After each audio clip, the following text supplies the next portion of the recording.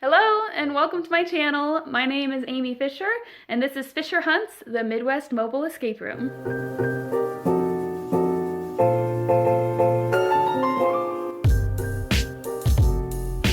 I just finished making a haunted bedroom escape room and I thought I'd show you how I made it and what puzzles I included. Let's get started.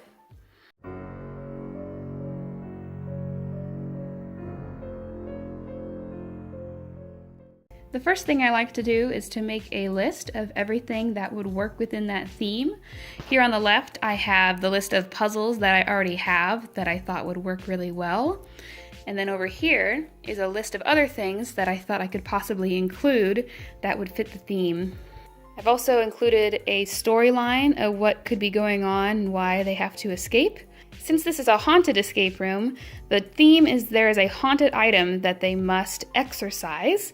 So I started making a list of things that perhaps they would need to collect to perform an exorcism. Over here is just some more lists and ideas for my escape room. This is typically how I organize my escape rooms. They're a little bit haphazard, but it makes sense to me. So I start with a puzzle, and then what it opens, the code that it gives and where it'll open it, and then the next puzzle, and then what clue that will give, and then to the next puzzle, and it continues on that way. And this is another idea down here. I didn't like the first one, so I remade it. This blue one is actually the one that I am sticking with. Over here is some more ideas. I'm including a diary, and so I wrote down the items that are going to be in that diary. I also have a audio clip that this is the transcription for, so I knew what to say. Here's some more testing of puzzles, writing everything down before I actually wrote it into the diary.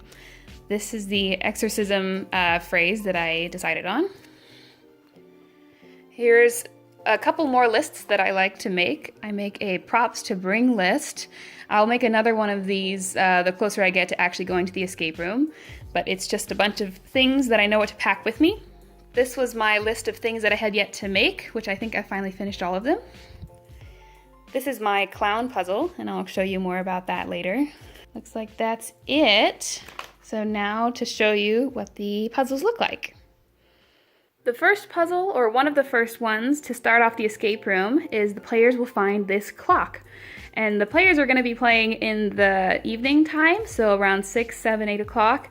So they should notice that this clock is stuck at 4, so that's something odd. It's specifically stuck at 4:13. So then they'll come over to this diary that has a lock on it, put 4:13 in the front. There it goes. And then we start looking into more clues with this. Another way that the group can start solving puzzles is from this letter that I'll be handing them at the beginning of the game. It starts off saying, "Thank you so much for helping our family. I can't tell you how much of a favor this is. For the past week, our daughter's been telling us about her new friend. We thought she just had an imaginary friend, but now we fear the worst. We believe there is something hidden within her items that is possessed, that is bringing these omens upon us. Since we were too afraid to anger the demonic spirit, we packed up everything we could and sent it your way. We're also including information that our pastor gave us below. You are all so courageous. We have our faith in you." So then it has some instructions on how to exorcise the demon. I also have a light that's flashing red, which will then turn green when they finally say this phrase. And also something talking about a cipher that is included. And that cipher is this, and it's in Hebrew, and it shows some numbers. And I've drawn on the back of a rug these numbers, and that will also open something. The 4-number code will eventually open up a box that holds this music player, which seems a little bit odd, and because it's a scary escape room, as you can imagine,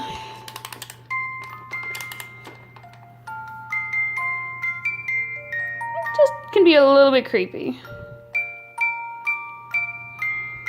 Comment down below if you can tell what this song is. As soon as they find this, they may not know what to do with it until they start looking into this diary some more. So it's written just like a regular diary. It has some cute little phrases at the beginning, of a girl just getting her diary for the first time, writing about school. This is where this is starting to get into the hints. This third page says that there was a ring that she got from school, and it's so sparkly it makes her fingers tingle. That's probably not good. Then you come across this My Favorite Things list, and this has to do with everything on that music box. So we have favorite songs, favorite animals, favorite colors, and favorite flowers, all of which are answered by that music box. And as soon as you get those numbers, it will open up another box. If we keep going in the diary, this is page 5. Kind of scary. And then we have another puzzle over here. This is called a page line word puzzle. Page line word.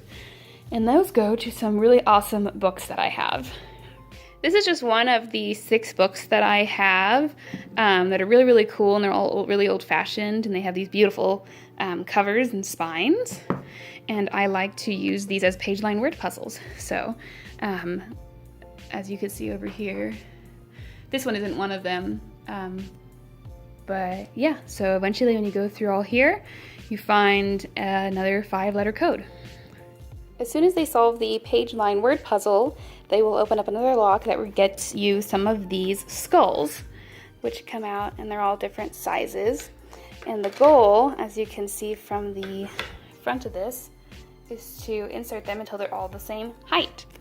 So as soon as they do that, that'll help them along to getting another puzzle figured out. After they solve the music box puzzle, those 4 numbers will open up something else, which will reveal more skulls for that other puzzle, but it'll also reveal this mirror clue. If you look at it in a mirror, it says, "I don't have eyes, but once I did see. Once I had thoughts, but now I'm white and empty. What am I?"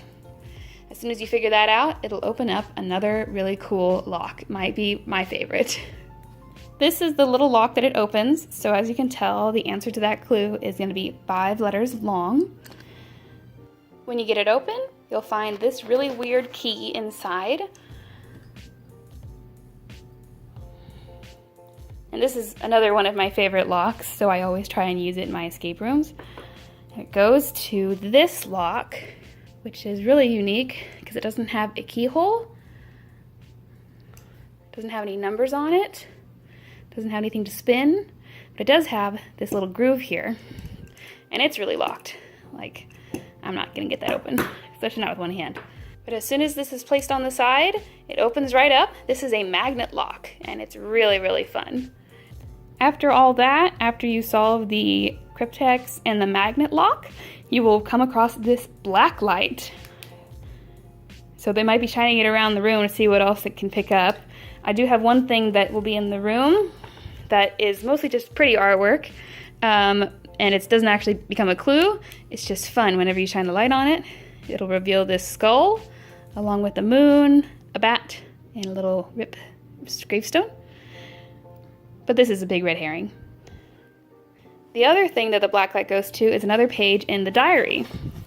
So if you were to keep going, here's some more scary pages. You can tell that the diary is getting a little bit scarier. Eventually we have this weird bloody handprint over here. Scary stuff. But back over here on just this doodle. A clue! Tells us to do the 6th, 4th, and 1st skull. So as soon as that skull puzzle is solved, we need the numbers of the 6th one, the 4th one, and the 1st one. And that will open another box. Now with the black light puzzle solved, we get to this weird clear box that has some scary spiders hiding inside. But there's more to it than just spiders. So we open the box, move aside some spiders, and we get a CD, which we'll play with in a second. But another one in here is this clue, which leads to some of my creepy clowns. These are my creepy clowns. I don't think they're that creepy because I grew up with them, so I think they're pretty cute because they're soft. But a lot of other people think they're creepy, so I thought I'd just use them in this escape room. And this clue has to do with colors. This first one is small clown, right toe. So small clown, right toe is red. And according to this, red is up. So as you can tell, will go to a directional lock, and as soon as you solve that, you can get more clues.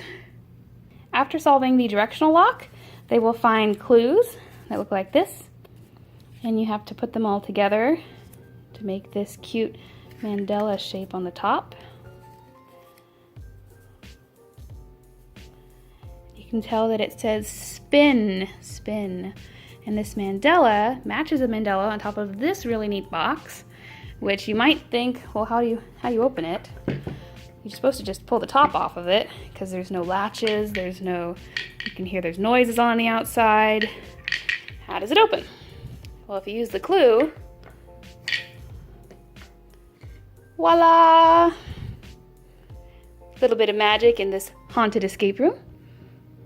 Inside that will be a key, and the key will open up some other items for us to use in a minute. You're probably wondering what was on that CD, so I'll let you listen to it now. Snurky samly running. Oh, was there a feeling of silent buddy? Oh, naked still. Silent mere for script used to make the boss not the sales from the who could get somewhere. And now scans it off. Oh, I always leave this me, sweet. Ah. Super creepy, right? Now they just have to find a way to reverse it to reveal the hidden message. After they find the key from the spin box, they will come across this iPad, which will be locked onto this recording app. And it's really simple. It only has 3 buttons: start recording, play recorded, and then play reverse, which will become very helpful considering they have a reversed audio clip.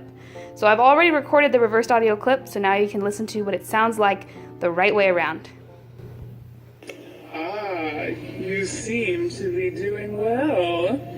For this next one, you must take the clue and place it on top of the empty picture frame glass. Light the candle. Heat up the glass, for only the fires of hell can reveal my secret. After they finally hear the audio recording the right way, the clue tells them to put the clue on top of the empty picture frame glass and then on top of the lit candle. So this is the real clue that they would get, but it's hard to make, so I'm not going to show you how to reveal this one, but I made an example one. See if you can guess what it says without me revealing it. And this may or may not work. The candle I'll give them has a much higher flame. This is a pretty used candle. We'll see if it can do it.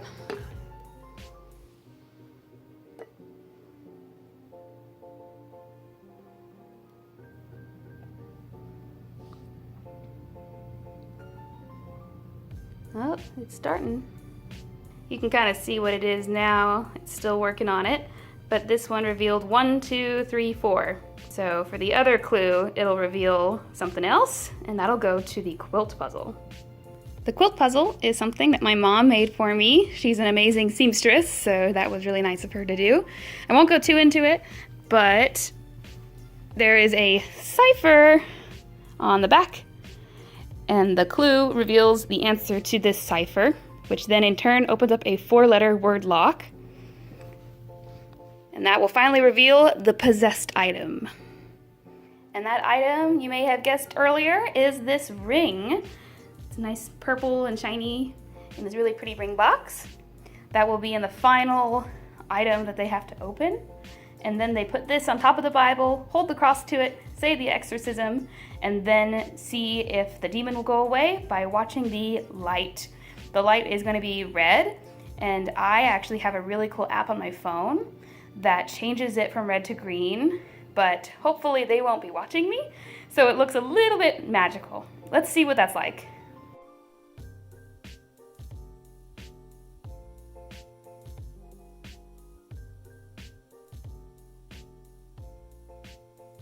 Thank you so much for watching. I hope you enjoyed this haunted bedroom escape room. Subscribe to my channel if you want to see more escape room videos, and don't forget to leave a comment and leave a like. Thank you. See you later.